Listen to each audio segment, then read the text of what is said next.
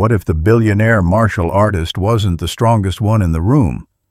What if the quiet man with a mop was holding a strength she couldn't measure, and a son whose silence told the truth she refused to hear? This is the story of when an 8th Dan Aikido master worth billions challenged a single dad to spar. He looked up with calm gray eyes and said, "Only if you promise not to cry." Follow my story to the end and comment the city you're watching from so I can see how far this story has gone. At precisely 9:02 a.m., the dojo breathed with the scent of cedar and disinfectant. The glass doors closed with a whisper as Clara Vance entered. She never announced her visits. She never needed to. Her flawless navy blazer and the soft staccato of her heels against polished wood silenced chatter more effectively than a bell. Everyone noticed her. Everyone always did. Clara wasn't just a sponsor. She was the name behind Vance Defense Systems, the empire that had rescued this community Aikido center from bankruptcy. To the instructors and students, she was untouchable, an 8th Dan black belt CEO and billionaire who carried herself with marble poise. Yet Clara hadn't come for recognition. She came because the noise of her boardroom still echoed inside her bones. She came because restlessness never let her sleep. She stood still at the edge of the tatami, scanning the hall. That's when she saw him. A man in a gray maintenance shirt sleeves rolled to the elbow, moved silently across the mats with a wide mop. His long brown hair was tied back loosely, and his calm face bent toward the task, as if the world outside didn't exist. His motions weren't the clumsy swipes of a janitor rushing through chores. Each pass of the mop was fluid, precise, like breath made visible. It was practiced. It was controlled. It was beautiful in its economy. Clara took a step closer, her heels tapping softly. He didn't flinch. He didn't look up. He simply continued the quiet rhythm of mop to mat, as though her shadow weren't falling directly across his path. Interesting. Most people stiffened when Clara entered a room. They stood taller, smiled harder, tried to impress. But this man, nothing. She narrowed her eyes, curious despite herself. "You're not a student here," she said at last. "I clean the place," he replied, still focused on the floor. Clara folded her arms, arching a brow. "Doesn't mean you can't learn. Ever sparred?" Finally the man looked up. His eyes were gray-blue, unreadable, not defiant, not submissive. Just steady, anchored. And then he said it quietly, clearly, without hesitation. "Only if you promise not to cry." The words struck like a crack in temple silence. The mop froze mid-air. One of the younger instructors faltered mid-demonstration, mouth open. Even the director at the front desk turned. It was as if time held its breath. Clara didn't move. Inside, though, the words landed sharp, a sting she didn't expect. Cry. No one dared suggest weakness to her. No one. She tilted her chin. "What makes you think I'd lose?" Her voice was cool as glass. The man shrugged, lowering his gaze back to the mop. "I didn't say you would." His tone carried no arrogance, no mockery, just that same calm. "And yet you warned me." Clara pressed. "I didn't." He pushed the mop again, smooth and silent. "I made a request." Her jaw tightened. Around them, the air was thick-charged, as though everyone in the dojo had felt a tremor only she couldn't name. Clara stared at him another long 5 seconds. He didn't waver. Then she turned, walking toward the observation area with her spine rigid. She never looked back. but something in her posture had shifted a hairline crack in marble. The janitor, Daniel Cross. That was what the director had called him once in passing. Clara filed the name away, but pretended to forget it. She told herself she didn't care.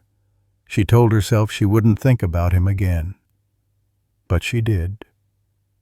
Even as she sat at the rear of the dojo, notebook balanced on her knee, her pen tapped restlessly. She wasn't watching the students. She wasn't listening to Sensei Nolan's instruction. Her mind looped back to one line, "Only if you promise not to cry." It wasn't bravado. She knew bravado. It wasn't challenge either. The words had carried something else, gentleness, almost protective, wrapped in quiet defiance, and that was what unsettled her most.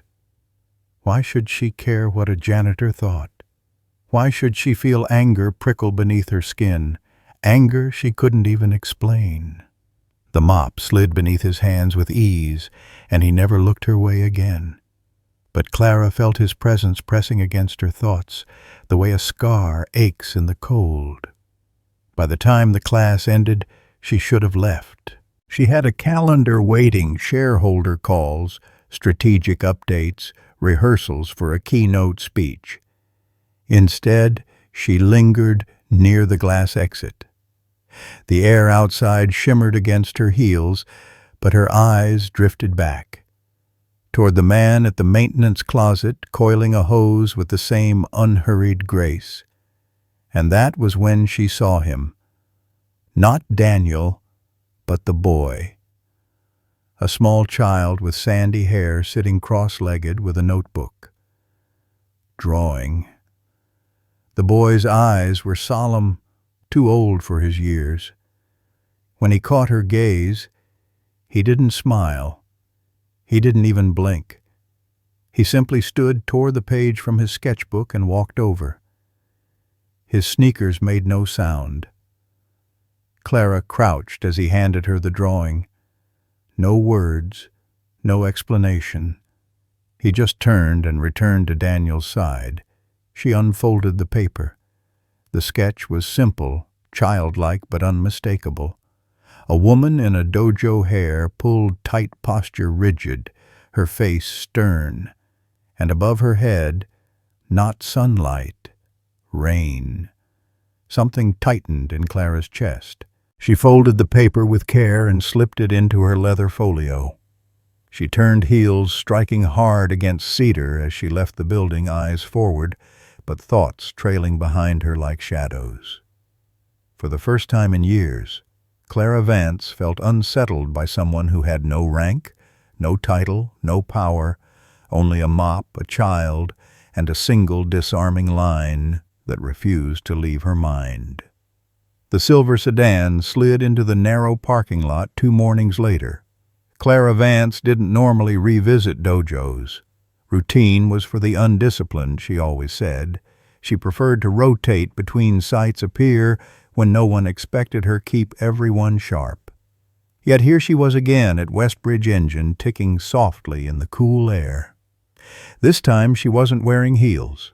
She had told her assistant she needed to evaluate instructional consistency. That explanation satisfied them. It always did. No one questioned Clara Vance. Still, she knew the truth.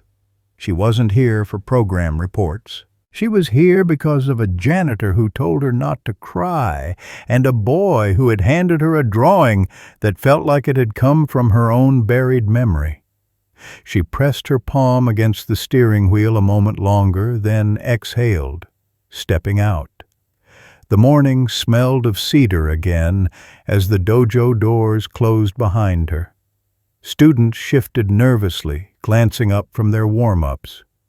Clara walked with her usual erect posture, but inside her thoughts were tangled. She nearly missed him at first. Not Daniel Ethan.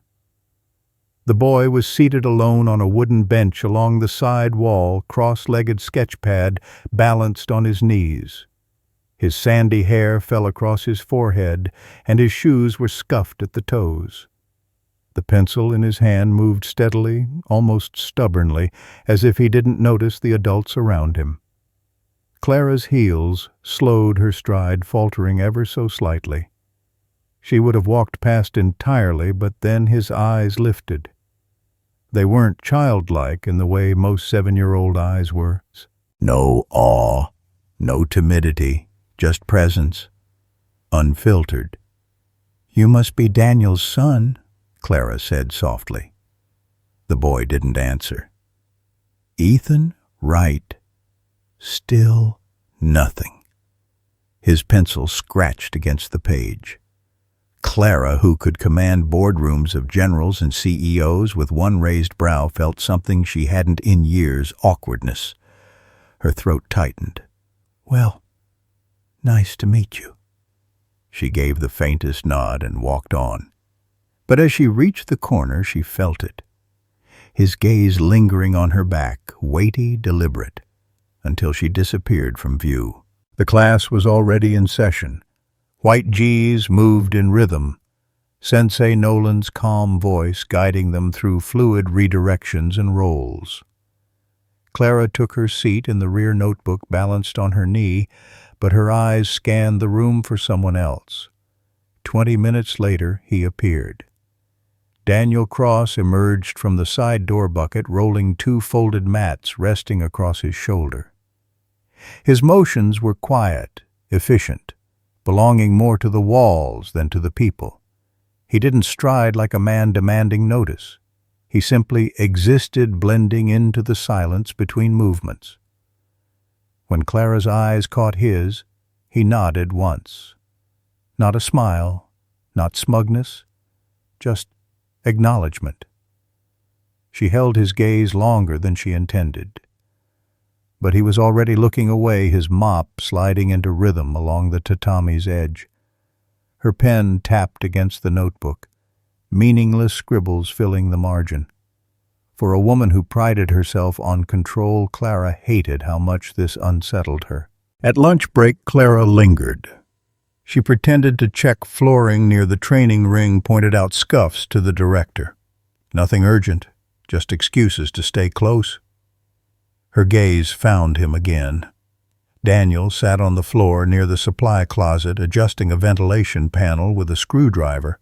Ethan sat beside him, sketchpad in his lap, pencil moving steadily. They weren't talking. Every so often Daniel glanced at the page, nodded faintly, then returned to his work. It was peaceful, grounded. Clara had spent her adult life in boardrooms full of men straining to be louder, faster, sharper. She knew the sound of dominance, the crash of egos clashing like swords. This silence wasn't absence. It was presence. It was something she had never quite known. She stood watching longer than she should have. Then she turned to leave. "Miss Vance." The voice wasn't Daniel's. It was Ethan's, soft but steady. She froze mid-step. The boy walked toward her sketchpad, clutched in both hands. He stopped just 2 feet away. His eyes, that same unblinking presence, held hers. Then he extended the paper. Clara hesitated, then took it. Ethan said nothing more. He turned and returned to his father's side. Clara unfolded the drawing. It was simple, crude even, but heavy with meaning. A woman in a gi stood in the center of the page. Her posture was strong, yet slumped. Around her, heavy gray lines fell like rain. One hand clutched her chest, as though hiding something inside. The other hung limp. Her face was expressionless, but broken. Clara's throat tightened. Her fingers shook slightly as she folded the page. She slipped it into her coat pocket as if it were fragile glass. When she looked up, Daniel was watching her. He didn't ask what Ethan had shown. He didn't need to. Their eyes held for one beat too long before Clara turned sharply, heels clicking, posture rigid. That evening, Clara stood alone in her penthouse. Floor-to-ceiling glass reflected her own image, back hair in its perfect knot, spine straight as steel. The city below glimmered like fallen stars. Her phone buzzed with calendar alerts, investment updates, endless noise. But all she saw was the sketch. She unfolded the page again, laying it on the marble counter. Rain falling over a woman who looked far too much like her. And for the first time in years, Clara Vance wondered whether someone, some child, had seen something she had spent half her life hiding. The boardroom gleamed like a sterilized operating room glass table, chrome carafes, a skyline thrown across the window like a map of constellations someone tried to pin down with steel. Vertical integration, international rollout. Projected risk voices said around Clara Vance as if reading from a hymnal. Pens clicked. A slideshow flickered. Someone laughed too loudly at a joke about margins. Clara's hand rested on a folio of numbers that used to thrill her. Today they might as well have been weather reports from a city she'd never visit. Ms. Vance, the merger timelines moved up, said a VP with a perfect tie. We'll need your sign-off by Friday. Friday, Clara echoed.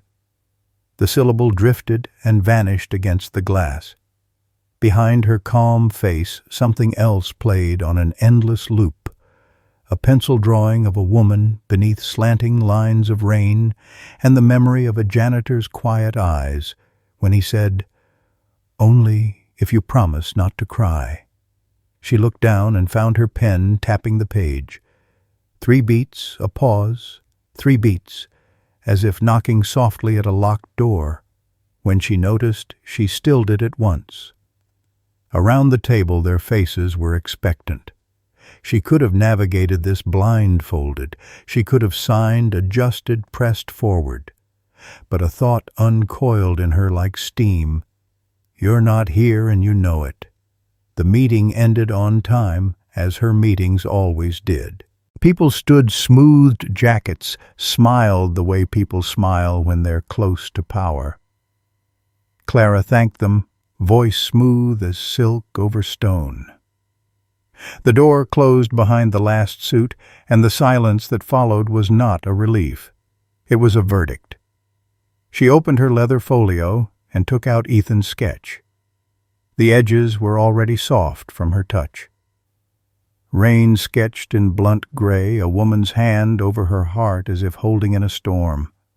She placed the page flat on the table and stared at it, until the city outside her window blurred, until memory rose like altitude sickness.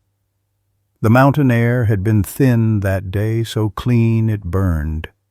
Pines bowed and whispered. Sam had been 16, all elbows and wishbone courage. He'd hesitated at the switchback, mustering a smile to cover fear. "Let's go another day," he'd said. "I'm not feeling right." She remembered her own voice, bright with the certainty of people who have never fallen.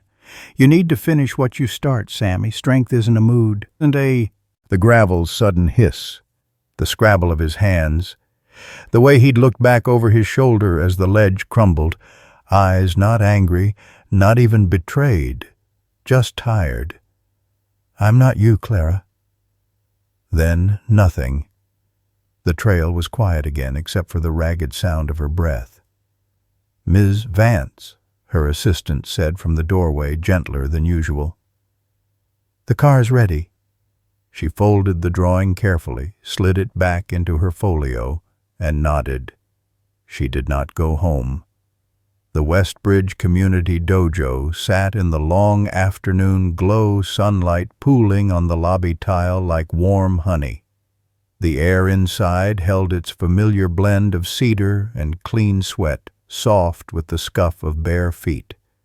Clara didn't seek permission to enter the equipment hall. She followed the sound of a screwdriver clicking patient metallic sure.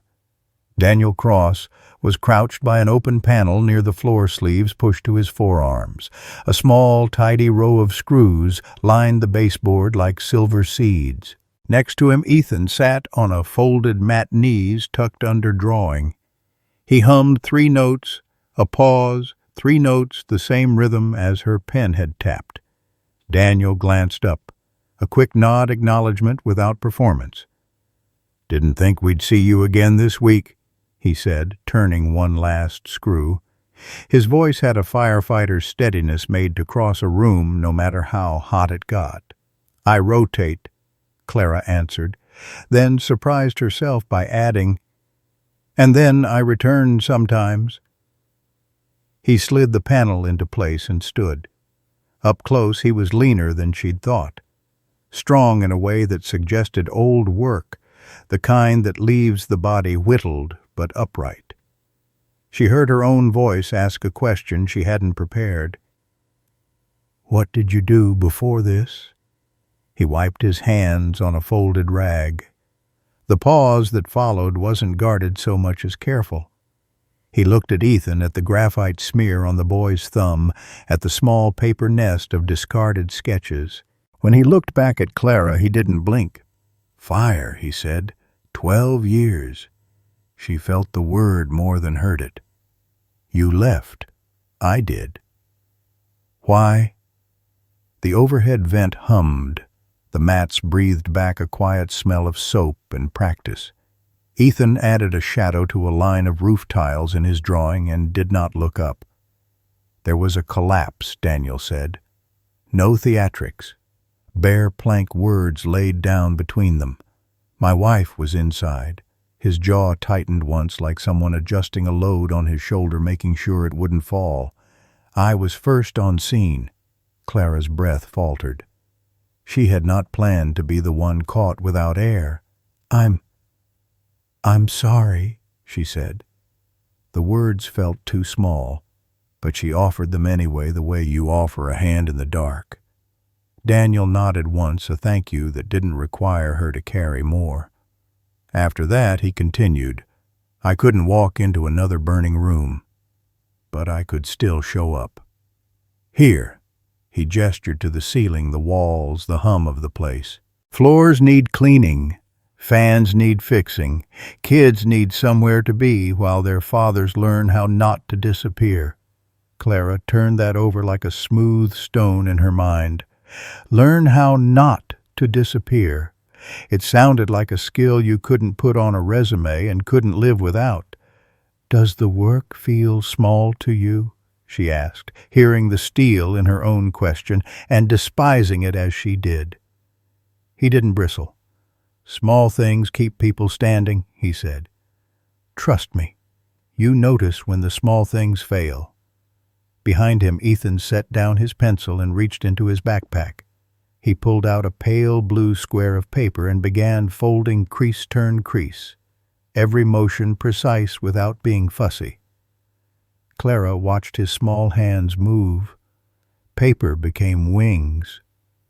"Your son," she said quietly, "sees more than most adults I know." Daniel's mouth softened. "He sees what people try not to say." He nudged a coil of cable back into the closet with his foot. "He's the reason I don't hurry." "And you?" Clara asked the question out before she could layer it with distance. "What keeps you from hurrying?" A ghost of a smile. "People break when you rush them." Clara looked past him to the training hall. Students bowed in pairs, palms brushing the mat with a sound like autumn leaves. She felt a shift, small, internal, the movement of something wedged long ago. The mountain air again, the ledge, Sam's voice. "I'm not you, Clara." She swallowed. "My brother fell," she said, and the words startled her, as if someone else had spoken. She set a hand on the doorframe because she needed the feel of wood to remember where she was. "A long time ago. I told him to be strong." Daniel didn't reach for her story. He didn't ask her to retrieve every shard. He stood where he was, a steady point. Sometimes he said, "Strength looks like stopping." Ethan finished the crane and held it up to the light. He didn't offer it to Clara, not yet. He turned it in his hands, as if asking the paper bird a question, then set it in his lap and began shading a tiny mountain on one wing. "I should go," Clara said, though her body didn't move. "I have Friday." He didn't pretend to know what that meant. "We'll be here," he said simply. She nodded and stepped back into the corridor. The dojo's afternoon breath met her warm and patient. At the front desk, she paused. Her reflection in the glass hair, neat shoulders squared, looked like a woman anyone would bet on. She pressed 2 fingers against the folio at her side, where Ethan's rain-washed drawing rested. The paper answered with the barest crinkle, the way a hand in the dark may squeeze back. Outside, the sky was gold at the edges, city noise softening as if someone turned the dial. Clara slid into the sedan, but she didn't tell the driver to move. Through the windshield, she could see the dojo door, and for a fleeting second the small outline of a boy holding up a paper bird to check its balance. The wings caught the light. "Home?" Ms. Vance, the driver, asked. "Not yet," she said.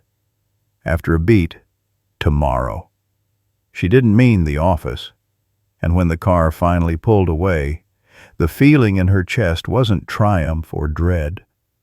It was something stranger, quieter, the sense of a knot loosening thread by thread, as if the story she'd been telling herself about strength was making room for a different ending. The Westbridge dojo hummed under late morning light. Rows of students, bowed hands, brushing tatami with a whisper. Clara stood at the rear, arms folded, her gaze sharp but distracted. She wasn't here to monitor technique today. Her eyes flickered past the crisp white GIs and landed again and again on the quiet man near the corner. Daniel, crossed sleeves, rolled mop in hand, head lowered as though the rhythm of cleaning carried its own philosophy. She'd tried to put distance between them, to file him away like any other detail unworthy of her attention, but his words still pressed into her mind. "Only if you promise not to cry." And worse, the way his son's crude drawing had exposed a storm she'd buried for almost 20 years. She told herself the boy was guessing, that children often sketched rain. But she knew better. "Excellent flow," Sensei Nolan said, correcting a student's posture. He was gentle, steady, the kind of teacher who built confidence grain by grain. Clara respected him. But today her respect was fractured. Her attention was elsewhere, and that was when the disruption came. An older man, stocky, folded arms pressed against his black GI. Sensei Hartwell, visiting from a nearby affiliate, had been invited to observe. He was proud of his lineage, the kind who mistook volume for authority. His eyes narrowed on Daniel, mopping in the corner. His lip curled. He leaned closer to Clara, voice pitched just loud enough for others nearby to hear. "A janitor mopping the mats during a master's lesson. Not exactly the discipline I remember from real dojos." The words cut across the room like a dull blade. Subtle, but enough. A few students faltered mid-step. Clara felt heat flare in her chest. She opened her mouth, ready to snap the man in half with a look, but she didn't have to. Daniel set his mop aside. He rose to his feet slowly, not rushing, not theatrical. His calm presence drew every gaze. He bowed slightly toward Hartwell, his voice low, even. "I'm here to mop floors, not egos." The silence was immediate, thick, heavy. Hartwell blinked, caught off guard. No snappy retort came. No one moved. The air seemed to bend toward Daniel's words, recognizing a kind of dignity that couldn't be manufactured. Daniel picked up his mop again and returned to his work without another word. Clara's heart beat unsteady. She turned back to the class as if nothing had happened. Her voice carried across the room. "Let's repeat the blend from the second grab." The students moved, grateful for instruction to break the tension. But her eyes stayed with Daniel even as her mouth explained technique. Hours later, after the students had left and chatter dwindled to echoes, Clara lingered. The dojo smelled faintly of sweat and cedar oil. Golden beams from the high windows stretched across the empty mats. She stood near the glass arms folded tight, her mind replaying the scene. "I'm here to mop floors, not egos." The line shouldn't have mattered, but it did. It mattered because he'd said it without bravado, without needing to win. She found herself drifting toward the far corner. The mop rested against the wall where Daniel had left it. Almost without thinking, she picked it up. The handle was worn smooth, the wood darkened by use. She pressed the mop head to the tatami, sliding it across. Back and forth. The motion was grounding, soothing, a ritual older than thought. Her breath fell into rhythm. Mop forward, pull back. The sound was soft, almost like a bow repeated again and again. Clara Vance, Billionaire CEO, 8th. Dan, Masterwoman, whose name moved governments, stood alone mopping the floor she once funded. For once, she wasn't thinking about optics. She wasn't thinking about boardrooms or press or power. She was thinking about dignity, about the way some people carried it silently, without stitching it to uniforms or plastering it on walls. The dojo was empty, no cameras, no audience. Just her, the mop, the fading breath of the building. When she finished, she leaned the mop against the wall, stood in the center of the mat. Sweat beaded along her brow. She breathed deeply, feeling not the triumph of accomplishment, but a strange calm she hadn't known in years. That was when she saw it. At first she thought it was a scrap of paper caught near her shoe. But when she bent down, she realized it had been folded carefully into a small paper crane. She lifted it delicately. The wings trembled between her fingers. She unfolded it. Inside, in slightly crooked handwriting, were words that stopped her breath. "You lost a match, but not to my dad." Her pulse quickened. She looked around the empty dojo. No one was there. No footsteps, no sound, but her own heartbeat. The note was simple, almost innocent. Yet it carried the weight of truth in a way only a child could deliver. She folded the crane again, cradled it in her palm. Later that night she set it on her penthouse bookshelf beside Ethan's earlier drawing. 3 silent tokens, 2 made of paper, 1 etched into her memory. Together they spoke louder than the voices of her entire board. And for the first time in years, Clara allowed herself to wonder maybe strength wasn't about how much you could carry. Maybe it was about how gently you could put something down. The storm came in the middle of the night, not outside, but in her chest. Clara Vance jolted awake, sheets damp against her skin, the penthouse air conditioning humming too softly to dry the sweat streaking her temples. The city skyline winked through the glass towers, lit like watchmen. But all she could see was the mountain. The trail twisted back into focus, the pine-scented wind cutting sharp in her lungs. Her younger brother Sam, walking ahead, nervous energy in every step. He was 16, still growing into his body, and she 10 years older had believed discipline could shape him like steel in fire. "Let's go another day," he'd begged, his voice cracked with the effort of masking fear. "Please, Clara, I don't feel right." She had smiled the way only the confident can. "Strength doesn't come from comfort, Sam. You need to finish what you start." She could still hear the crunch of gravel loosening the sharp cry, his arms flailing against the sky. She had turned just in time to meet his eyes as the ledge gave way. They weren't angry. They weren't pleading. They were tired. "I'm not you, Clara." Then silence. A silence that had lasted 18 years. She pressed her palms hard against her face, forcing herself back to the present, but the memory refused to let go. The storm had found her, and it wasn't leaving. At dawn, Clara drove. She didn't plan her route. Her car seemed to know where to take her. The dojo was empty when she arrived, mats, untouched windows breathing in soft gray light. She stepped barefoot across the tatami, each board creaking softly under her weight. For a moment, she simply stood listening to her own breathing. It felt like standing at the edge of the cliff again, waiting for the rocks to crumble. Then she saw it. On the low platform near the folded GIs lay another origami crane, pale blue this time. She bent hands, trembling slightly, and unfolded it. The handwriting was steadier than before, but still the unmistakable hand of a child.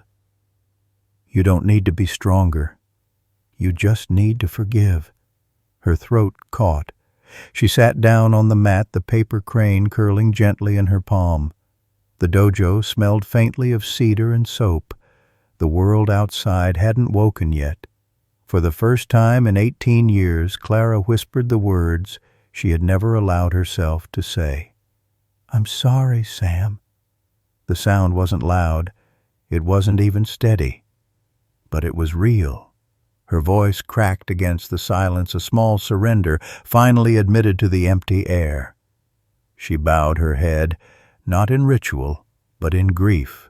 Later that day, the dojo was alive again, students practicing roles, instructors guiding with steady hands. Clara sat at her usual place, back rigid expression composed. Yet her eyes kept straying toward the maintenance corner. Daniel Cross was kneeling by a loose hinge, adjusting it with methodical care. His son Ethan sat cross-legged, sketchbook open, tongue pressed to his lip as he shaded the outline of a figure. The boy didn't look up, but Clara felt the weight of his presence like a hand on her shoulder. She studied Daniel's movements, slow, deliberate, the kind of patience learned in fire. She thought of what he had told her days ago about his wife, about the collapse.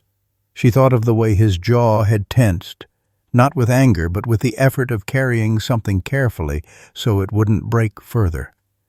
Clara's gaze drifted to Ethan again. The boy's pencil moved like it was guided by something older than him. She wondered if he knew what he was doing when he folded those cranes, if he understood the power of his small, crooked letters, or if he simply trusted the silence to do the work adults always smothered with noise. The class ended. Students' bowed chatter filled the hall. Clara lingered, waiting until the room thinned. She walked toward Daniel, stopping just a few feet away. "Your son," she began, but the words faltered. Daniel looked up. His gray-blue eyes met hers without flinching. "What about him?" Clara swallowed. "He sees things." Daniel's mouth softened, though his gaze stayed steady. "He sees what people don't say." Clara nodded faintly. She wanted to tell him about the dream about Sam, about the storm that had chased her across nearly 2 decades. But she couldn't. Not yet. Instead, she said softly, "Your cranes. They're unsettling." Daniel glanced at Ethan, who was still sketching in his corner. "They're his," he said simply. "Not mine." Clara looked down at her hands, fingers curling against her palm. She thought of the pale blue crane folded carefully in her coat pocket. She thought of the words written in a child's uneven hand. "You just need to forgive." And for the first time, she didn't feel offended by the truth. She felt seen. That night, Clara sat in her penthouse with the 4 paper cranes laid out on the glass table in front of her. The city glowed beneath her, but she didn't see it. All she saw were wings folded by small hands and words written by someone who shouldn't have known her story, and yet somehow did. Her life had been built on armor, on victories, on silence sharp enough to cut. But now, surrounded by cranes and crude sketches, she realized strength wasn't always in winning. Sometimes it was in admitting what had already been lost. She touched the pale blue crane tracing the creases. For the first time in years, she let the storm inside her breathe. Not enough to drown her, just enough to remind her she was still alive. By late afternoon, the dojo was a bowl of warm light. Sun spilled in long rectangles across the tatami, gilding dust motes as they drifted like slow, weightless snow. The air smelled of cedar and the faint salt of effort. Clara Vance stood at the front of the class in a plain white gi belt tied with surgical neatness, jaw set in that quiet line that had once intimidated generals. She told herself she was fine. The cranes were folded and tucked away. The dream had receded to where old storms go. "Partner up," she said, voice even. "We'll begin with blending off a second grab. Listen for the center before you move." The students bowed and paired. Palms met, feet slid. Fabric whispered. A teenage boy, narrow-shouldered, determined, hesitated. He reached for his partner and pulled back as if the air were a hot stove. Clara watched the flinch. The shallow breath, the eyes skittering toward the floor. She crossed to him, steps quiet, the way she'd crossed 1,000 rooms expecting obedience to follow. "Again," she said gently. "This time, breathe." He nodded, tried. The moment his partner's hand touched his wrist, the boy froze, body braced for impact that never came. He fumbled a pivot, feet tangling, caught himself. His cheeks colored. Clara's throat tightened. "Reset," she said, sharper than she meant to. The boy swallowed, set his stance. He reached and stopped, a small wince flickering at the corner of his eye. That was all it took. The thin seam that held Clara's day together split. Sam's voice found her. "I'm not you, Clara." And the mountain's grit slid under her tongue. The boy's hesitant hands looked like her brother's. "No," she said too quickly. "You're anticipating. Aikido is not flinching at ghosts. It's listening." Again. He tried and stumbled forward, arms pinwheeling in a move that wasn't technique so much as apology. The fabric hissed against the mat. Other pairs slowed, heads turned. The room listened not with ears, but with nerves. "Stop," Clara said. The word cracked like a branch in winter. The silence that followed wasn't respectful. It was frightened. The teenager's gaze dropped shoulders, hunching as if he could make himself smaller than the scolding. Clara felt her breath climb her chest and stick there hot and mean. This was not who she was on the mat, and not who she wanted to be anywhere. From the doorway, a voice traveled in like cool water poured down a heated blade.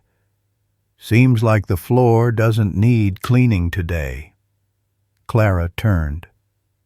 Daniel Cross stood there with a folded towel over one shoulder, a spray bottle in his hand, not crossing the threshold, not challenging.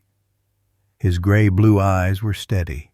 The smallest hint of a smile tugged at them, not at her expense, but as if he were speaking to the room's nervous system, rather than its ranking belt. "It's already crying," he added softer. Something let go. Not of control, of pretense. The students looked anywhere but at Clara. She returned her gaze to the boy and found to her deep embarrassment that her own hands were shaking. She drew in a breath that scraped the edges of her lungs. "Class dismissed," she said, voice even again. "Work repetitions at half speed, then stretch. I'll see you tomorrow." No one argued. The bow was scattered and grateful. People filed out, murmuring. Someone cracked a joke to crack the tension. The sound fell flat. Clara walked not fast, not slow into the back corridor, and as the door swung closed behind her, the performance slid off her like a heavy coat. She leaned her back to the cool wall and the tears came, not wrenching, not loud, but clean as rain through a dusty screen. 18 years of holding her breath met a hallway with no witnesses. She cried the way strong people cry when the room finally stops measuring them. She thought of Sam, a boy's thin wrists, stumbling feet that were trying and terrified. She thought of all the time she'd called fear a weakness instead of a weather report. The hallway hummed with the building's exhale. Somewhere an old vent ticked as it cooled. The door opened a crack and closed without a latch clicking. A paper rustle touched the air, a whisper of wings. Clara pressed her palms to her eyes, once more inhaled to steady herself, and when she pulled her hands away, a small yellow shape sat at her feet just inside the line of light on the linoleum. A crane. She crouched and picked it up, fingers careful as if the slightest rush might tear it. She knew whose hands had made it. She could see the imprint of them in the neat, earnest creases. She unfolded the bird with the reverence of opening an old letter. Inside, in blocky print, tilting uphill, a message: "You were loud because you were scared." On one wing, penciled so lightly, she almost missed it, a single tear. Clara closed her eyes. The paper was soft from being handled as if Ethan had held the little bird a long time before deciding to let it go. She folded it again and cradled it in her palm. There was no accusation in the note, and perhaps for the first time since the mountain, she didn't load it with one. It read like recognition. Like a hand squeezed twice, I see you. You're here. She washed her face at the tiny sink in the janitor's closet because it was nearest, and because the water came out cold, pure. She caught her reflection in the spotted mirror and did not reprimand it. She only watched the woman there breathe until the pulse in her neck calmed. By the time she returned to the mat, the students were gone. Empty space met her supple and forgiving. She stepped to the center, bowed to no one, and felt the bow back. A soft scuff announced Daniel before his voice did. He didn't come close. He stayed by the edge where the sunlight thinned into shadow. "Everything all right?" he asked, careful with the question as if it had corners. "Not yet," she said, and there was no performance left to hide it. "But I think I'm done mistaking hesitation for failure." Daniel nodded, and the acceptance in that small motion moved through her more gently than any apology. "Hesitation saved my life once," he said. "Taught me where the fire was before I walked into it." Clara managed a breath that tasted like the first one after surfacing. "Thank you," she said. It wasn't for the sentence, though it helped. It was for knocking on the door without breaking it. He tipped his head toward the hall. "He wanted to leave that for you. Said the yellow was sunshine." She looked down at the crane in her hand, at the single drawn tear on its wing, a little comet caught in paper sky. "It is," she said. They stood in companionable silence, a kind that didn't require filling. When he finally turned to go, he left her with nothing eloquent, just steadiness. "We'll lock up when you're ready." She stayed a while longer, letting the room be a room and not a test. Outside, the evening was taking its time. The light went honey-colored, then wheat, then the thin blue of porcelain cooling. On her way out, she slipped the crane into the inner pocket of her jacket where important papers went. The weight was nothing, but it changed how the fabric lay against her, the way a hand at your elbow changes your balance when you don't know you need steadying. The street smelled faintly of rain that hadn't fallen. The sky held itself ready. She walked to the car without hurry, the corridor's coolness still on her skin, the boy's handwriting warm in her chest. Tomorrow would bring whatever it brought, students and their tremors, mats and their memory, a mop, leaned against a wall like a patient instrument. She did not try to script it. She only knew this: she would step onto the floor with a quieter mouth and a better ear. She did not yet know how absence could reshape a room. She would learn soon enough. 3 days passed. At first Clara barely noticed. The dojo still opened on time, mats gleamed, instructors rotated through their lessons, voices echoed with the same cadence she'd always heard. But beneath the surface something was missing. A thread had been pulled loose from the weave, and though no one else seemed to feel it, she did. On the first day she found herself glancing toward the corner where the mop usually rested against the wall. Empty. The supply closet stayed shut. She told herself it was coincidence that Daniel and Ethan had errands that she had no reason to notice. Yet her gaze kept straying back, searching for what wasn't there. On the second day the absence pressed harder. No mop strokes whispering against tatami, no gray-blue eyes catching hers in silence. No small sneakers padding across the floor to hand her folded paper or drawings that cut sharper than any blade. The corridors echoed hollow. She told herself it didn't matter. She had a business to run, a reputation to uphold. But her thoughts betrayed her. They kept circling back. By the third morning she woke earlier than her alarm, restless.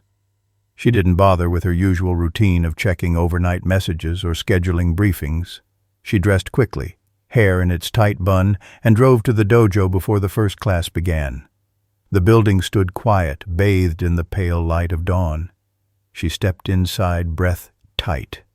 Something waited for her. On the bench near the entrance, propped gently against her stainless steel water bottle, sat a folded sheet of white paper. Not a crane, not a sketchbook page torn haphazardly. A deliberate fold, neat but flat. Clara reached for it with careful fingers. She unfolded it. The drawing was different this time, slower, more deliberate.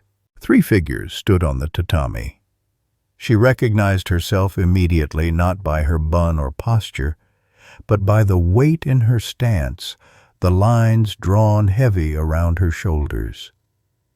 To her left, Daniel, hands calm at his sides. To her right, a boy, but not Ethan. Older, shaded with light strokes, blurred but present. A student. One of hers.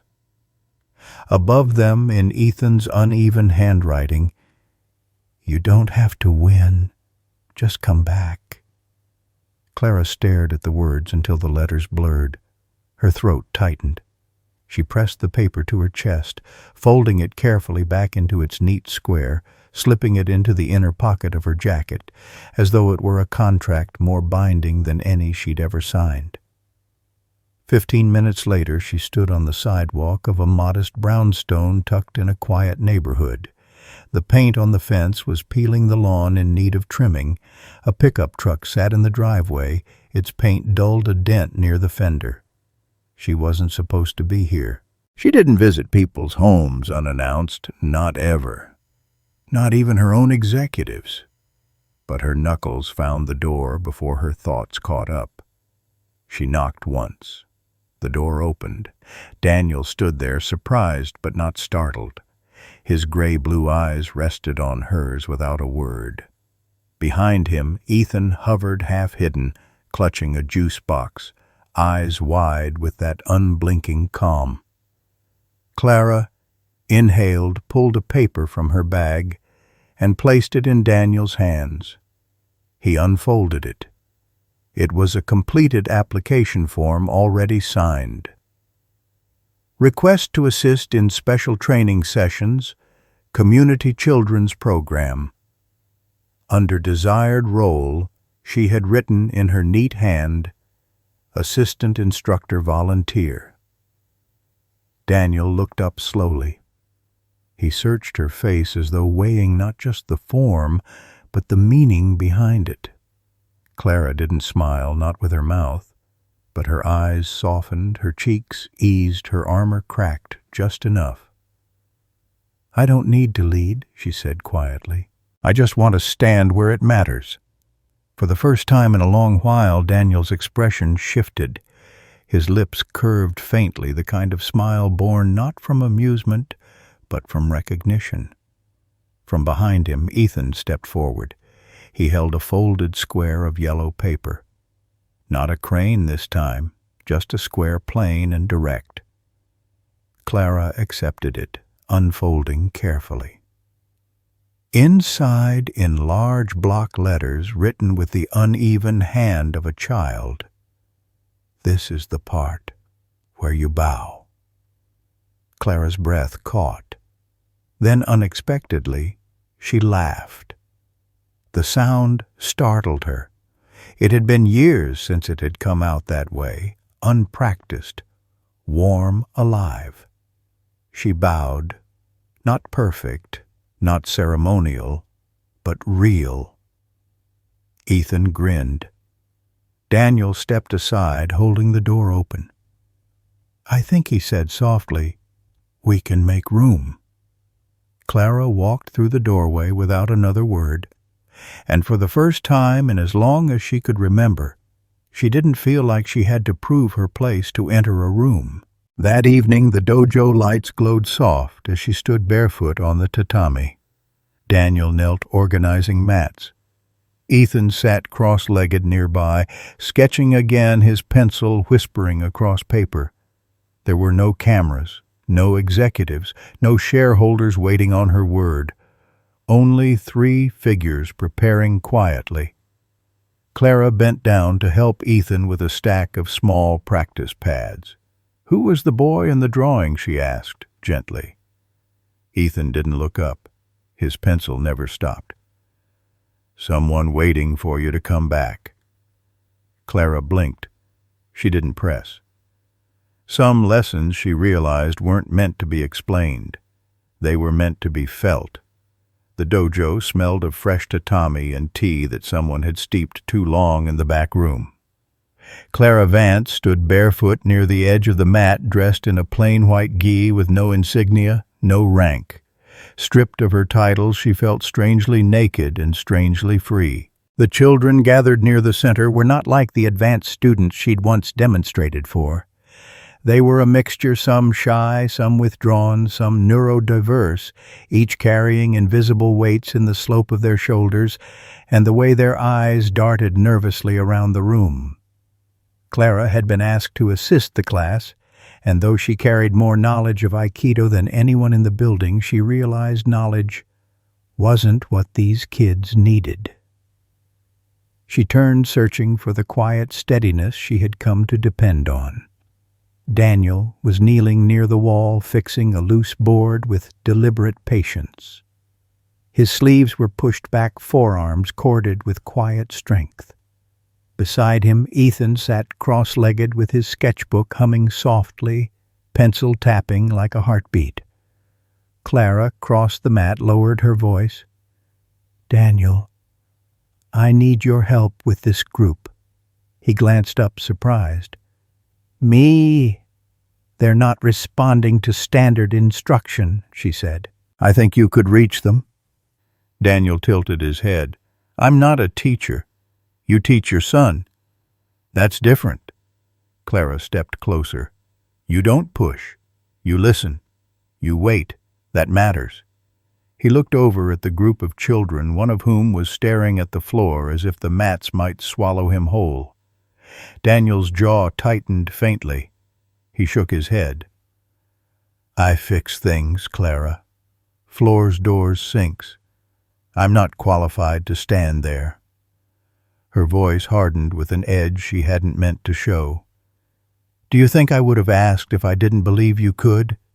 She paused, breath catching. "Or is it that you're afraid to be seen doing something that matters?" For a moment his eyes darkened, not in anger, but in something closer to sorrow. "Some things don't need to be seen to matter," he said quietly. Clara's chest tightened. She didn't know if it was his humility or her pride that stung worse. Her mouth opened to argue, but before she could, a small hand slipped into hers. She looked down. "Ethan." The boy's eyes lifted wide and steady. His voice was soft, but it carried weight far beyond his years. "My dad teaches well. Grown-ups just don't listen." Clara's breath caught. The words pierced her in a way no boardroom confrontation ever had. Ethan squeezed her hand once, then returned to his sketchbook as if the matter were settled. Daniel watched the exchange, his expression unreadable. Lines around his mouth softened. He said nothing, but Clara could feel the shift subtle and real, like the ground steadying after a quake. She turned back toward the children, her voice gentler now. "All right, let's start again. Slowly this time. No rush." The boy, who had been staring at the floor, lifted his eyes hesitantly. Clara offered her hand. He flinched, then took it. Together they moved through the motion, halting but intact.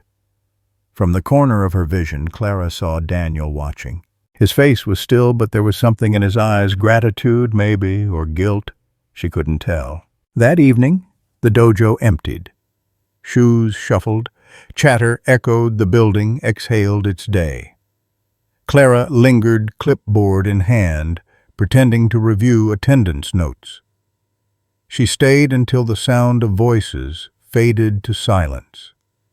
Daniel passed by with his mop bucket, pushing it toward the closet. He didn't stop. He didn't look at her. But just before disappearing down the hall, he said without turning, "I'll think about it." Clara froze. The words echoed louder than any promise she'd heard in years. She let out a slow breath she hadn't realized she was holding. Later, when she reached for her bag on the changing bench, she found something tucked beneath it. Another drawing. This one showed 3 figures on the mat, a woman, a man, and a child. The woman stood tall, in the middle expression unreadable. The boy held her hand. The man stood beside them. But one detail struck Clara like a blow. Only 2 shadows stretched across the floor, Daniel's and Ethan's. The woman had none. Clara folded the drawing carefully, slipped it into her notebook. For the first time in years, the silence around her didn't feel like absence. It felt like peace. The following week, Clara walked into the dojo wearing the same plain G hair tied simply, no jewelry, no titles clinging to her frame. She stepped onto the mat not as Sensei Vance, not as CEO Vance, but simply Clara. She bowed slow and deliberate. Daniel stood across from her waiting. He didn't bow first. He let her choose the pace. For once, she did. Evening settled on the dojo like a warm hand, and the last of the children's giggles thinned into hallway echoes. The mats held the day's memory footprints pressed faintly in the weave a scuff, where someone had learned how to fall and stand again. Clara Vance tightened the knot of her plain white belt and stood facing Daniel Cross. No insignia, no titles, just breath.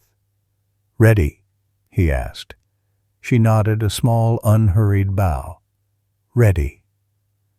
They began with distance, not the measure of feet, but of history. Clara stepped into the space between them, the way a diver reads the surface before cutting in, chin-level shoulders. Loose eyes softened so she could see more than edges. Daniel shifted weight like a tree, adjusting to wind rooted without stiffness. Their hands met lightly, palm to wrist. Not a clash, but a question. "Where are you?" Clara moved first a testing spiral, the kind that had thrown men twice Daniel's size before they knew they were airborne. Daniel yielded not with the collapse of someone giving up, but with the precision of someone saying, "You don't have to push that hard. I'm already moving." His redirect flowed under her technique like groundwater under stone, difficult to see until you felt it cooling your steps. She smiled without meaning to. "You're not where I expect." "Expectation's a doorway fear likes to stand behind," he said, voice even. She fainted right. He caught the intention in her shoulder before her foot committed. He went to blend, and she pivoted, drawing his center, offering a throw she had drilled since the year she learned to command a boardroom. He didn't fight the arc. He rode it to the mat and tapped palm crisp against tatami, then rolled up with a small grin that felt like a secret between colleagues after a long meeting. "Point," Clara said, a little breathless. "It's not tennis," he answered, but the grin remained. They flowed again. She led with a low sweep she hadn't shown him yet.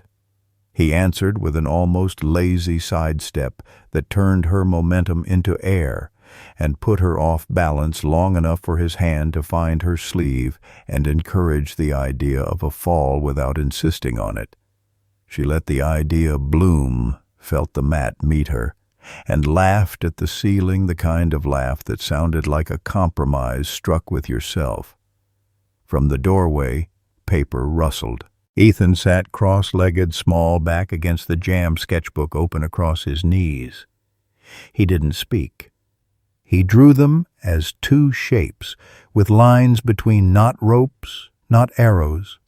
Lines like music. They circled, breathing in the same slow cadence, a conversation that asked and answered with hips and shoulders. Clara's technique was a language she spoke with flawless grammar. Daniel answered in a dialect pushed into him by 12 years of fire and 1 day of unthinkable collapse. Neither corrected the other. They translated as they went. "Again," she said. He nodded. This time, when she slid for control, he gave her what she wanted and then showed her it wasn't necessary. Her grip softened. His did, too. They moved until it felt not like proving anything, but returning something gently to the shelf where it belonged. Her foot slipped, not a failure, just the mat's reminder that even masters are held to friction. Daniel's hand was there without urgency, catching her elbow, not saving her, just offering purchase. Their eyes met at arm's length. In his, she saw none of the things that used to make her tighten, no victory, no assessment, only presence, the kind that makes crying impossible and therefore unnecessary. She exhaled. The last coat of performance slid off her shoulders. "One more," she said. They began. She offered a textbook entry. He accepted and folded it into a pin that would have impressed a room full of judges because it committed without aggression. She tapped. He released it once, stepping back as if giving her space was a piece of the technique. It was. They sat side by side at the edge of the tatami feet, bare backs leaning against the same wall. The night outside pressed its cool face to the high windows. The dojo smelled like soap and a late pot of tea someone had forgotten. For a few breaths, neither of them tried to make meaning. They let the sweat on their forearms dry to a salt-lit sheen. Daniel broke the quiet, first not looking at her. "Do you ever wish you could win?" He let the question sit there, simple as a glass of water on a table between friends. "Just once. Against me." Clara turned, studied the sharp line of his cheek and the gentler one beside it. The past rose boardrooms, the mountain, the boy who flinched earlier that week. She could have said something clever. She didn't. "No," she answered, surprising herself with how easily it came. "I just want to stop losing to myself." He nodded with a small smile, like he'd been waiting for her to say it, not to prove him right, but so she could hear how it sounded in the air. "That's harder," he said. "But it lasts longer." Ethan scooted closer, right up to the boundary where mats met wood, and held out 3 paper fans he'd folded from handouts someone had left on the front desk. He gave one to Clara first. On it he'd drawn a tiny mountain with a figure climbing, not triumphant, just steady and small hands and feet exactly where they needed to be. Daniel's fan held a spiral storm or heart. Clara couldn't tell, maybe both. On his own, the boy had sketched 3 stick figures holding hands, their shadows long, and in a child's logic, the same length, even though one was smallest. Clara cleared her throat around the unexpected ache the drawings put there. "You always bring the right props," she told Ethan. The boy shrugged, pleased with himself, but pretending otherwise. "I just draw what's true." They stayed like that a while, the 3 of them, fans fluttering lightly, the room cooling from the day. When Daniel finally stood, he did it with an unhurried grace that made standing feel less like leaving and more like honoring a room. He offered Clara a hand. She took it, and rose, their palms parting with a soft sound that felt like the close of an honest conversation. "Thank you," she said. "For what?" His tone made it plain he wasn't fishing. "For not trying to win," she replied. "And for not letting me either." He chuckled, towel over his shoulder. "Wise guy once told me winning and fixing aren't the same thing." She tilted her head. "You're quoting yourself now." He feigned outrage. "I'd never." Ethan slid his sketchbook into his backpack and tugged the zipper with a practiced care that spoke of years of making sure small things didn't spill. "Can we get noodles?" he asked, the first practical sentence anyone had spoken for an hour. Daniel looked at Clara. Not an invitation with strings, just a question aimed at a shared now. She considered the ceiling as if menus might be written there among the rafters. "I could eat noodles," she said. They didn't go, not yet. Instead, they took a slow lap of the dojo, checking windows, writing a stack of pads, rescuing a stray belt from beneath a bench. None of it needed both of them, but they did it together anyway, as if the room might like to be closed by people who had learned how not to rush each other. At the lobby corkboard, a flyer had worked loose at one corner and breathed with the building's small drafts. Clara set it straight, smoothing a thumb across the heading, "Statewide Community Aikido Demonstration." Her face didn't change, but something in her posture eased the way a line of script looks when the hand that's writing it finally trusts the sentence it's in.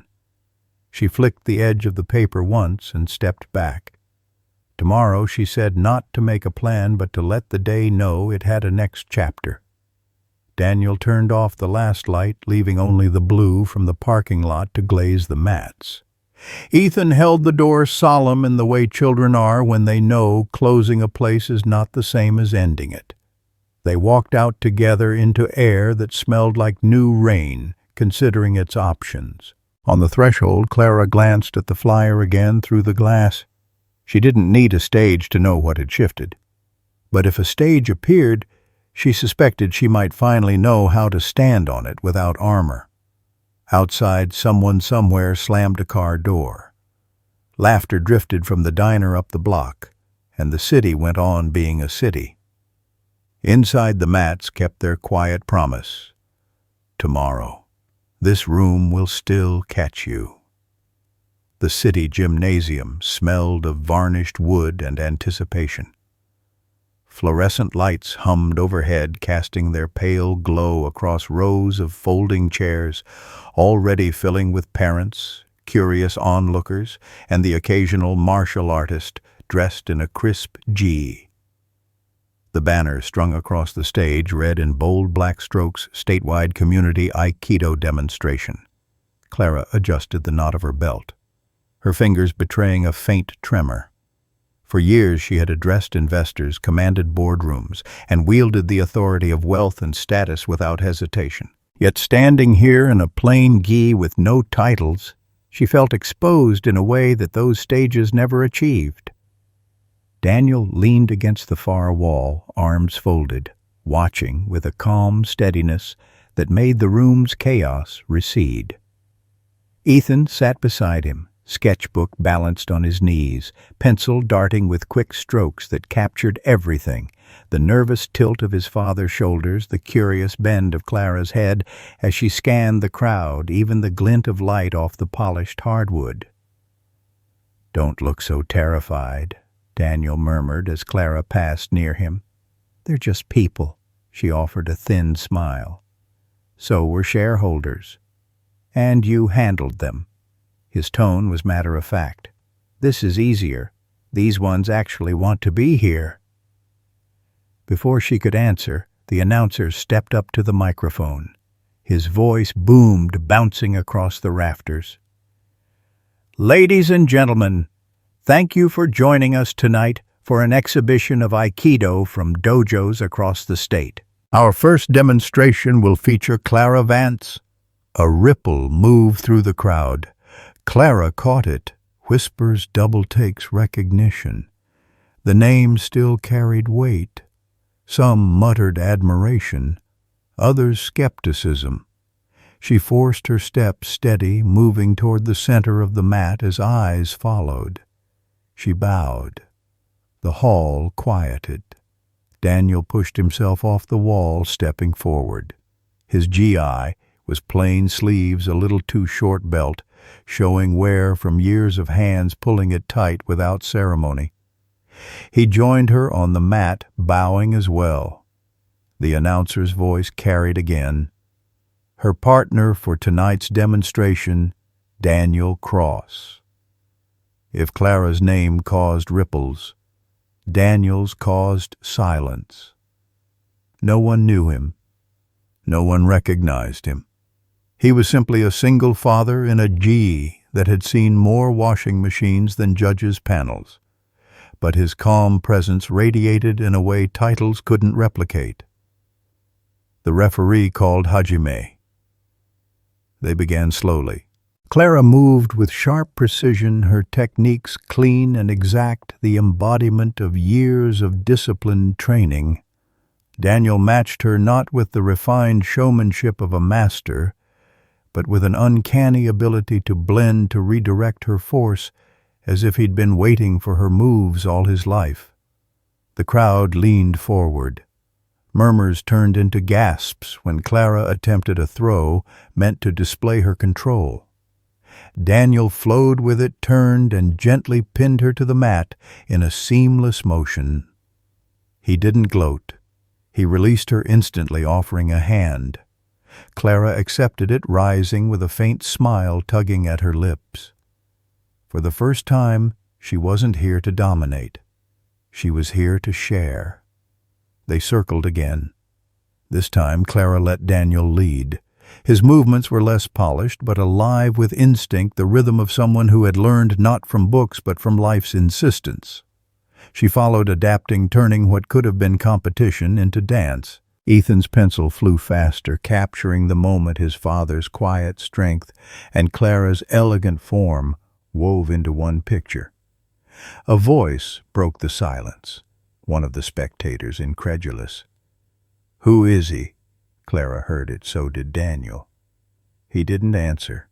He simply moved, throwing her into a roll that she landed smoothly, popping back to her feet, with laughter that startled even herself. The demonstration lasted only minutes, but it felt like hours compressed into heartbeat after heartbeat. When the referee finally called an end, the crowd erupted, not polite applause, but the kind that rises when people witness something they didn't expect. Clara bowed again, sweat glistening on her forehead, chest rising and falling with exertion. Daniel bowed beside her. Their eyes met hers, alive with relief, his calm as ever. As they stepped off the mat, the announcer rushed forward. "Incredible," he said, eyes wide.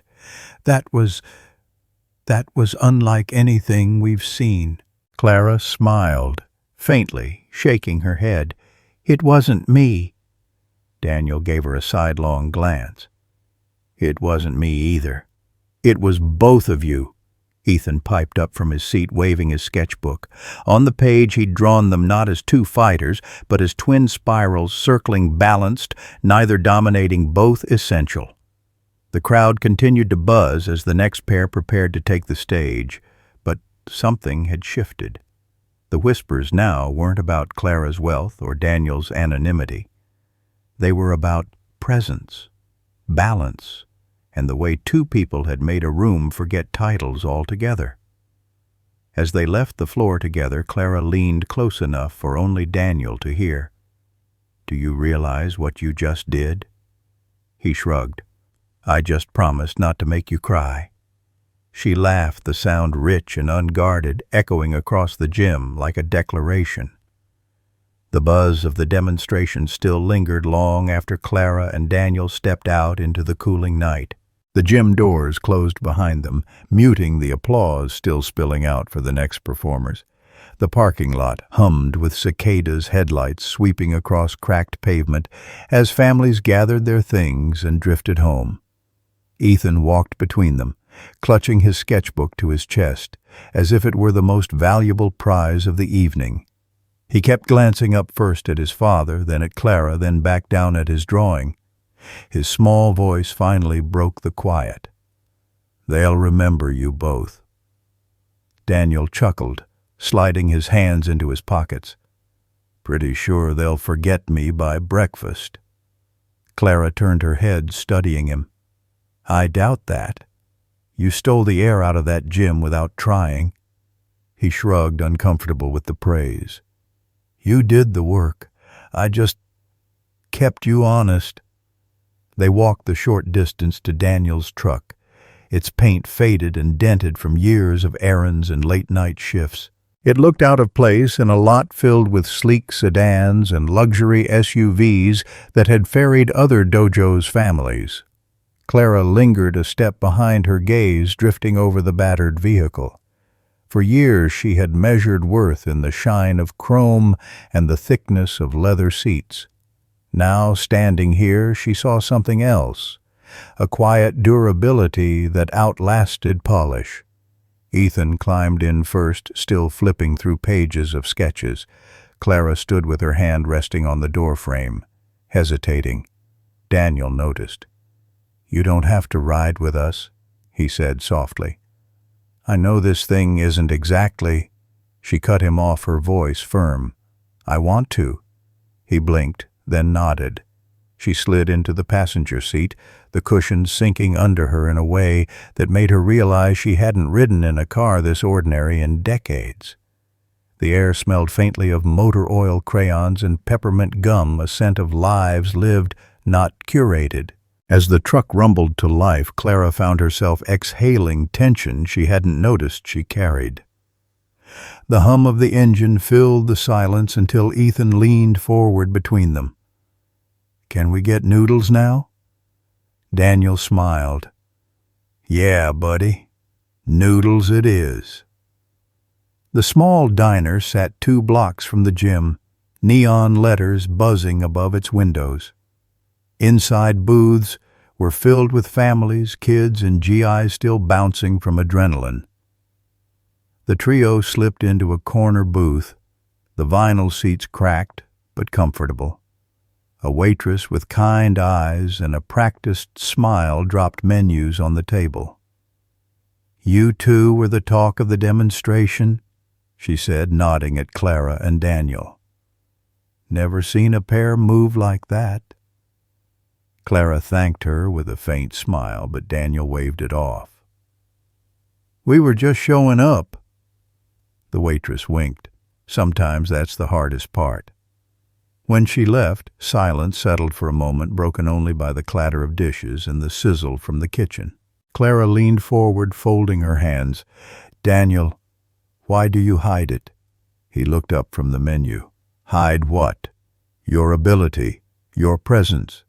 Tonight proved it. You could stand in any dojo, any stage, and hold your own against the best.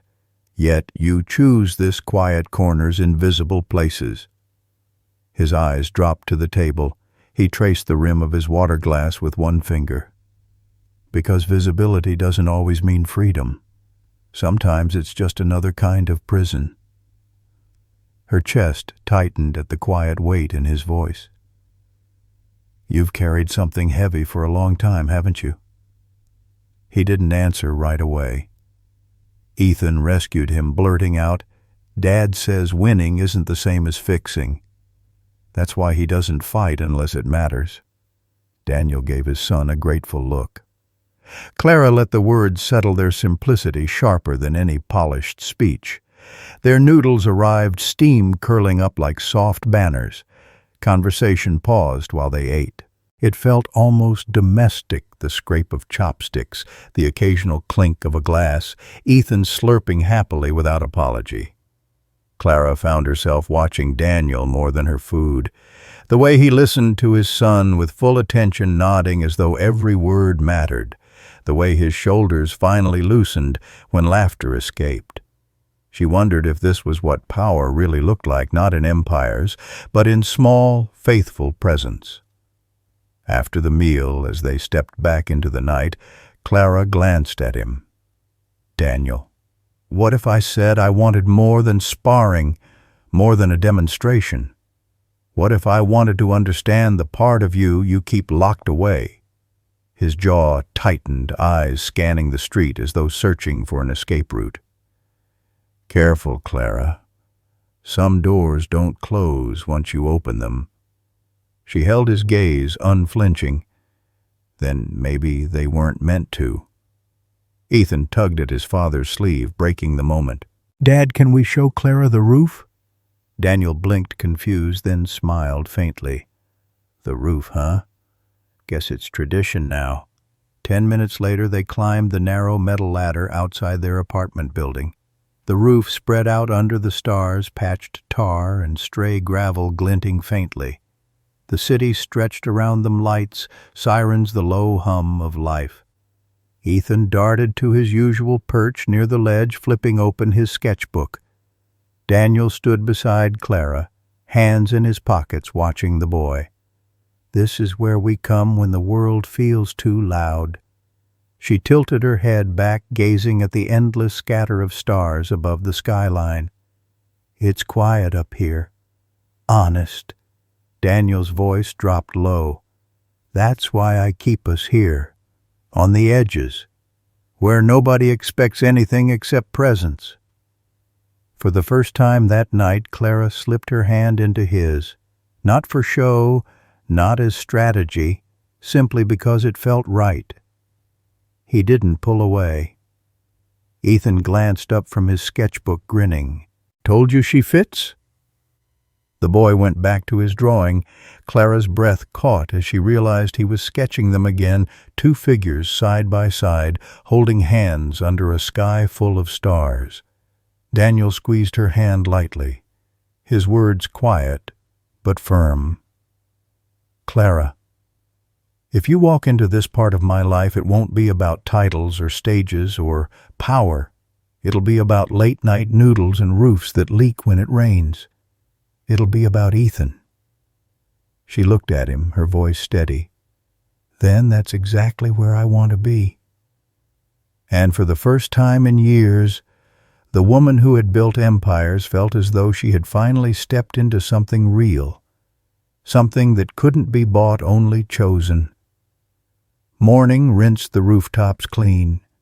Dew beaded along the railings of the brownstone ladder they'd climbed a few hours earlier, and the city sounded like it had forgiven itself, buses sighing, a bakery doorbell chiming down the block, pigeons negotiating air rights in the alley. By the time Clara Vance reached the dojo, the sun was already laying slow gold across the mats. She slipped off her shoes, set them neatly on the rack, and stepped barefoot into that hush she had come to trust.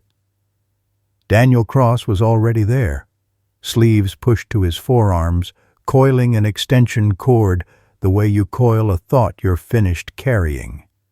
He looked up as she crossed the floor. No rank on either of them, no insignia, just fabric, skin, and breath. Couldn't sleep, he asked. Didn't want to. she said, and the truth of it surprised them both. Near the side wall, Ethan knelt over his sketchbook, tongue caught between his teeth, pencil marching with purpose. When he sensed Clara, he stood and approached, cupping something in both hands as if it might fly away. A crane white this time, edges slightly softened from being carried too long. He placed it in her palm, closing her fingers with his small, warm ones. She unfolded it carefully. On one wing, in tidy letters that leaned like saplings in a steady wind, you cried. But this time it was to grow. Clara swallowed. She didn't thank him right away. She only pressed her thumb to the crease, feeling the way paper remembers the hands that shaped it. When she did speak, it came out quiet. "I think I finally know why people bow," she said. "It's not to show who's above or below. It's to show you're willing to meet." Daniel set the cord on the shelf, watching her with that firefighter's stillness that never asked for spectacle.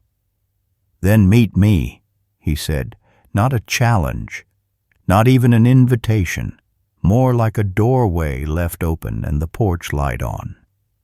They took their places at the center. No spectators, no clock. The building around them breathed like an old friend happy to be woken early. They bowed. The bow bowed back. Clara moved first, a slow spiral shaped by instruction and softened by the last few weeks. Daniel received it with the kind of listening you can't fake. Their hands met palm to palm, bone to bone, then parted and met again, that quiet conversation of wrists and attention. He redirected without erasing her. She accepted without disappearing herself. Harmony, not surrender. Her foot crossed his weight, turned. She chased a line she would have forced a month ago, and instead let it arc into open space. He let her borrow his balance just long enough to find her own. When she misread his shoulder and started to insist on a throw that wasn't there, she heard the old voice that used to run her finish, "What you start," and chose a different ending. Her grip loosened. Her breath did too. The movement solved itself. They traded places. Daniel entered not hard, just sure, and when he found her center, he didn't pin it like a specimen. He set it down, then stepped back the way you return a fragile thing to the shelf it belongs on. She tapped a soft acknowledgement. He released, already gone. From the corner, Ethan drew lines that were less like bodies and more like weather, two currents in a river, deciding together how to go around a rock. Every so often he looked up to check whether truth still matched his pencil. It did. Again, Clara said, smiling. This time she tried a sweep he'd learned to respect, and he answered with a blend that would have put her on her back last month. Today, it simply turned her, until she found him not as an opponent, but as a partner, standing where she needed to be. They laughed, a sound that landed like sunlight on wood. They worked in and out of contact, and the room changed with them. The boards under the mats stopped feeling like a stage and started feeling like a porch. The high windows hummed with new traffic outside, but the dojo kept its vow here: time slows until it matches breath. It was not a fight. It was not even practice for a fight. It was a choice, two people deciding for 1 hour to move through a world without breaking it. She pinned him once clean textbook, and when he tapped, she felt no surge of victory, just the quiet pleasure of having chosen the exact amount of strength required, and not 1 ounce more. He caught her later with a simple entry that made her laugh because it was so obvious she'd have argued with it yesterday and accepted it now. When he let her up, they stayed close for a beat longer than technique demands, their forearms resting side by side, warmth buzzing in that notch between elbow and wrist where touch feels most honest. They ended because the hour did not, because there was anything left to prove. They sat at the edge of the tatami legs, out feet bare backs, against the same wall that had heard so much of their old stories. Clara ran a palm along the woven mat, feeling the faint ridges the way labor leaves texture. "I thought strength was a straight line," she said at last. "From start to finish. From fear to victory. But it isn't, is it?" Daniel considered. "I used to think it was a door you kicked in. Turns out it's a hinge you oil." She laughed, and the sound didn't echo. It soaked in. Ethan scooted over, tucking himself between them. "I drew you like weather," he announced, flipping his sketchbook around. "Two currents, yes, but also small birds in the margins, folded triangles in flight. Because you don't crash anymore," he added matter of fact. "You listen." Clara looked from the page to the boy. "Who taught you to see like this?" He shrugged. "You did, when you didn't make me talk." They packed the morning away in small kind motions, stacking pads, checking latches, cracking the back door to let the cedar air cycle through. No one rushed. When Daniel reached for the mop, Clara's hand touched the handle first. She lifted it, smiling. "Let me." He raised an eyebrow. "You're overqualified." "I'm finally qualified," she said, and the stripe she drew down the mat was straight enough to count as a sentence. They left the floor better than they found it. That was all. That was everything. At the doorway, Daniel hesitated. Not out of doubt, out of respect for thresholds. "Clara," he said, "name like a full stop. If we step off this mat and keep choosing, it won't be fireworks." "I've had fireworks," she said. "They're loud and gone." She tipped her head toward Ethan, who was busy corralling a runaway roll of athletic tape. "I'm ready for porch lights." He nodded, and what moved through his eyes then wasn't triumph or relief. It was recognition, the look of a man who had been standing at an open door for a long time and was glad to see someone step through without being dragged. They didn't hold hands leaving the dojo. They didn't need to. They matched pace. That small miracle felt larger than vows. Outside, a breeze pushed the morning a half-step cooler, and somewhere a kettle sang in a neighboring apartment. The city went on with its bigness, but the three of them had found a scale that fit. On the sidewalk, Ethan slipped between them and reached up without looking. Two hands found his. Three shadows stretched in front of them, different lengths, same direction. Clara felt the old mountain lift off her shoulders, not all at once, not forever, but enough that the next breath came easy. They turned the corner toward late breakfast, toward noodles probably, and a hardware store stop for a hinge Daniel wanted to replace, and Clara realized something simple that had taken her decades healing isn't a headline. It's a series of choices you keep making when no one's clapping. It's a mop leaned against a wall like an instrument, a bow given when there's no audience, a paper bird that tells you the weather inside your own chest and dares you to walk out into it unafraid.